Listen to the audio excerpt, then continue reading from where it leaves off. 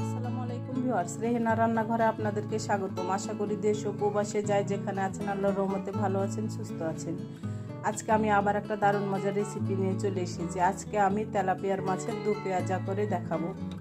এখানে আমি তেলাপিয়ার মাছগুলোকে কেটে ধুয়ে পরিষ্কার করে লেবুর রস আর লবণ মাখিয়ে 10 মিনিট রেখে তারপরে আমি আবার পরিষ্কার করে ধুয়ে নিয়েছি। এখানে আপনার 4 পিস তেলাপিয়ার মাছ আছে। মাছগুলো আপনার বড়ও না ছোটও না, মিডিয়াম সাইজ। আমি সেজন্য গোটা গোটা করে রেখে দিয়েছি। আমি এবার মাছগুলাতে লবণ হলুদ আর মরিচের গুঁড়া মাখিয়ে নেব। মাছগুলাতে আমি লবণ হলুদ আর মরিচের গুঁড়া মাখিয়ে নিয়েছি। এবার আমি কিচেনে চলে যাব। চুলায় আমি কড়াই বসিয়ে দিয়েছি, আমি গ্যাসটা অন করে দিয়েছি। এবার আমি দিয়ে দেব তেল, রেগুলার তেল, সয়াবিন তেল। এখানে আমি 1 কাপ তেল দিয়ে দিলাম। আমি বেশি করে তেল দিয়ে দিলাম। মাছ ভেজে যে তেলটা রয়ে যাবে সেই তেলে আমি মাছটা রান্না করে নেব। মাছ ভাজার জন্য তেলটাকে ভালো করে গরম করে নিতে হবে, নইলে আপনার তেলটা যদি ভালো করে গরম না হয় তাহলে আপনার মাছটা নিচে ধরে যাবে এবং মাছটা ভেঙে যাবে। তেলটা আমার ভালোভাবে গরম হয়ে গেছে। আমি এবার দিয়ে দেব মাছ। আমি মাছগুলা দিয়ে দিয়েছি। এবার মাছগুলাকে আমি 5 মিনিট ভেজে নেব। এপার 2.5 মিনিট, ওইপার 2.5 মিনিট। আমার একসঙ্গে মাছ ভাজা যাবে না, আমার 2 বারে মাছ ভেজে নিতে হবে। আমি মাছগুলা ভেজে নিয়ে আমি ফিরে আসতেছি। মাছগুলো আমার ভাজা হয়ে গেছে। এবার আমি মাছগুলোকে আমি উঠিয়ে নেব। মাছগুলো আমি সম্পূর্ণ ভেজে আমি উঠিয়ে নিয়েছি। এবার মাছগুলোকে আমি এক সাইডে রেখে দেব। মাছ ভেজে যে তেলটা রয়ে গেছে সেই তেলের মধ্যে আমি দিয়ে দেবো পেঁয়াজ কুচি। আমরা যেহেতু দো পেঁয়াজি করব, আমরা পেঁয়াজ কুচিটা একটু বেশি দেবো। এখানে আমি 1 কাপ পেঁয়াজ কুচি দিয়ে দিলাম।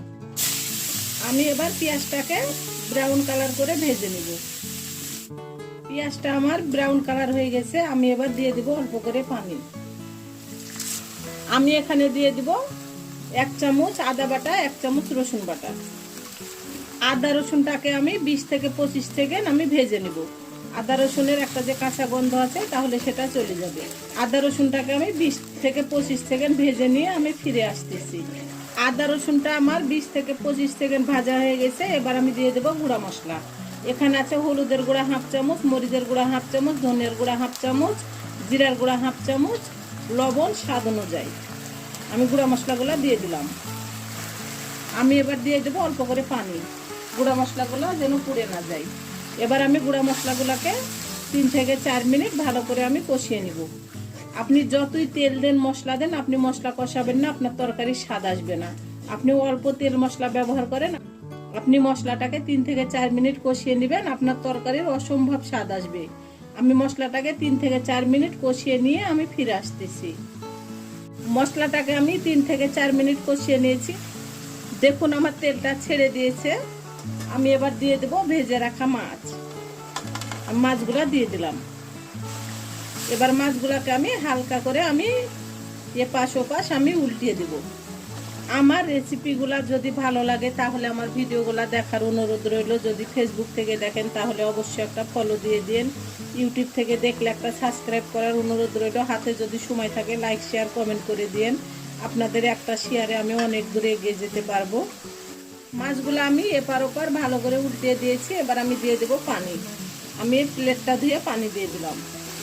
আমরা যেহেতু দো পেঁয়াজি করব, এখানে আমরা বেশি পানি ব্যবহার করব না। আমি এবার দিয়ে দেব 3-4টা কাঁচামরিচ। এটাতে ঝাল হবে না, এটা একটা ফ্লেভার সুন্দর করবে। আমি আবারও একটু ভালো করে নেড়ে চেড়ে দেব। এবার আমি ঢাকনা দিয়ে ঢেকে একেবারে রান্না করে ফিরে আসতেছি। আমি এবার ঢাকনাটা উঠিয়ে নেব। আমার রান্নাটা পুরোপুরি কমপ্লিট। এটা যেহেতু দো পেঁয়াজা, এটা এভাবে রাখতে হবে। আমি এবার গ্যাসটা অফ করে দেব। আমি এবার উঠিয়ে নিয়ে আপনাদেরকে আমি পরিবেশন করে দেখাচ্ছি।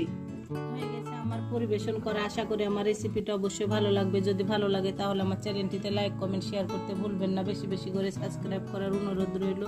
তাহলে আজকের মতো এখানে বিদায়। আবার অন্য কোনো রেসিপি নিয়ে আসবো। সবাই ভালো থাকবেন। আল্লাহ হাফেজ।